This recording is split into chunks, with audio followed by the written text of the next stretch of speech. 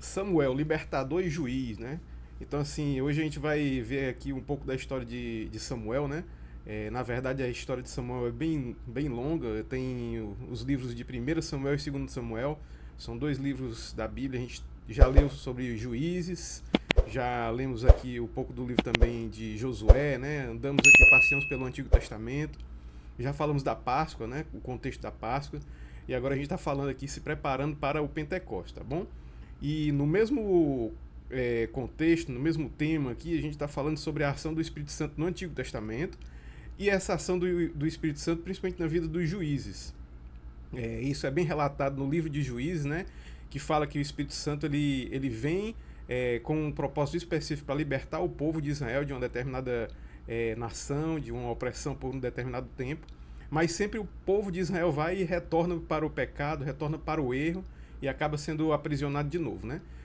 Nos vídeos passados eu tenho falado sobre isso e agora a gente vai falar sobre Samuel, o último, na verdade, o último dos juízes, né? E a gente, para isso, vai ler aqui 1 Samuel, no capítulo 7, a partir do versículo 2, tá bom?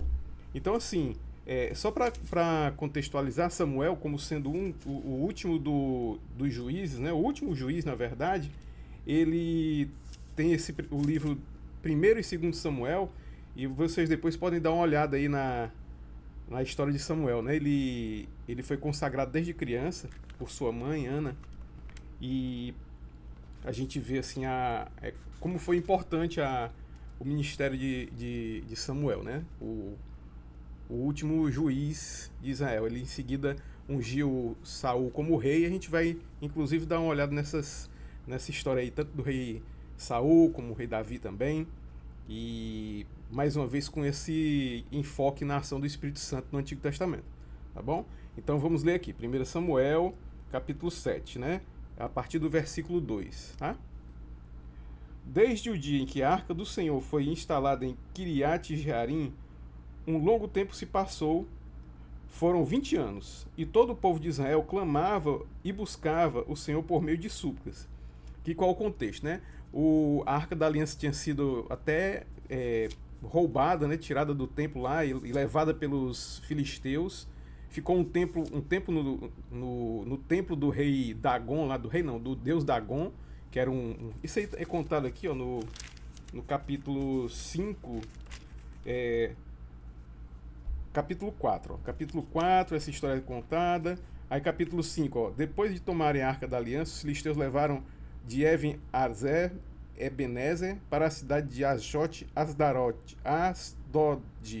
e depositaram no templo que eles dedicaram ao deus Dagon, ao lado de sua estátua. E aí tem a história aqui, né, continuando a história aqui, que a Arca da Aliança, o deus Dagon acabou caindo diante da Arca da Aliança, né, diante do próprio poder do Deus vivo, que a Arca da Aliança representava, né? E vocês podem ler essa história.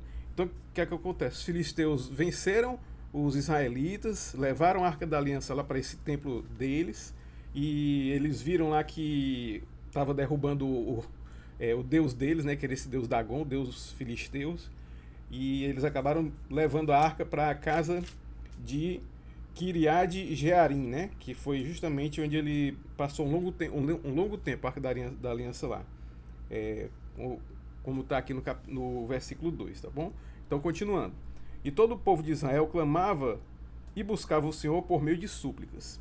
E aconteceu que Samuel declarou a toda a casa de Israel: se é de todo o vosso coração que desejais voltar para Yahvé, tirai imediatamente do meio de vós os deuses pagãos, estrangeiros e todas as imagens da deusa Astarote, dedicai inteiramente o vosso coração ao Senhor e adorai somente a Ele. Então Ele vos livrará das mãos dos filisteus. Então, mais uma vez aqui enfatizando que no livro de Juízes, desde de Êxodo, né, quando o Senhor livrou ali o povo do Egito, né, a gente vê sempre essa questão. O povo é liberto, ele é libertado, e sempre aparece uma outra nação que vai subjugar esse povo, e aí Deus levanta um juiz, um libertador, e aí essa história se repete aqui, tá bom?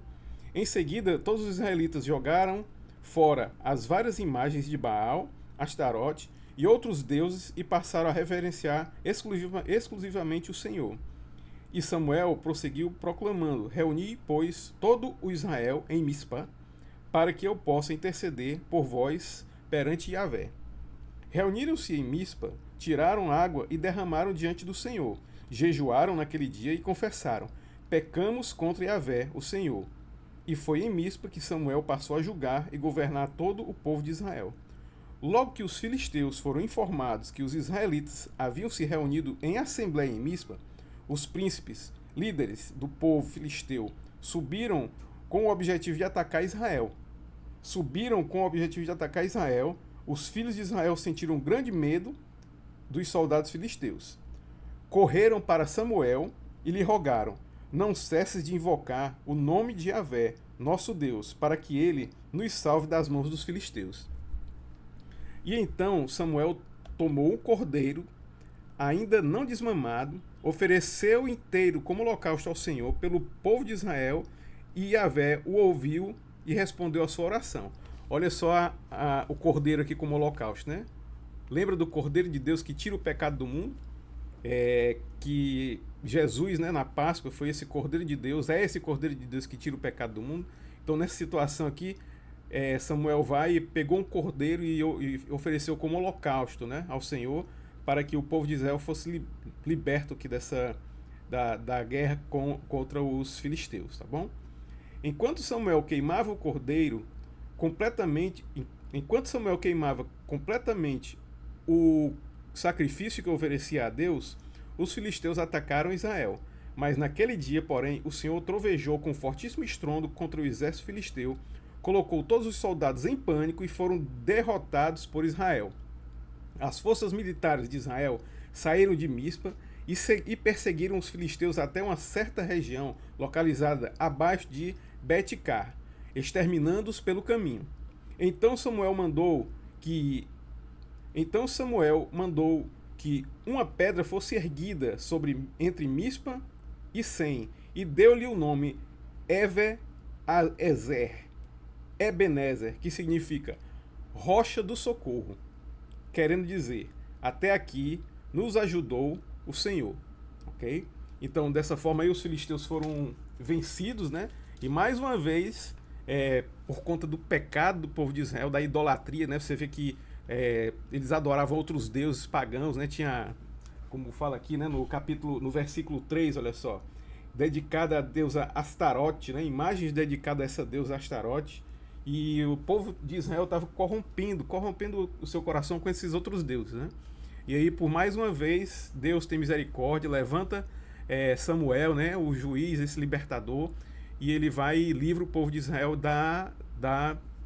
do cativeiro dos filisteus, né? Da opressão dos filisteus, ok? Então é isso, pelo vídeo de hoje é só. Eu quero mais uma vez pedir que vocês se inscrevam no canal, apertem o sininho, comentem, né?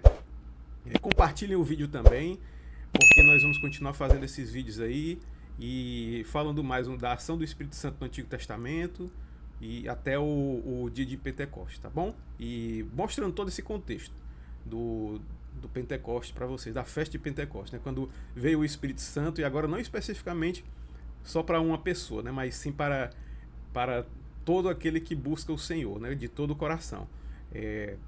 O Espírito Santo antigamente ele vinha no Antigo Testamento, ele vinha para uma pessoa específica, agora ele é derramado, né? Ele é derramado, é a abundância do Espírito Santo que ocorre, o derramamento do Espírito Santo lá na festa de Pentecostes, tá bom?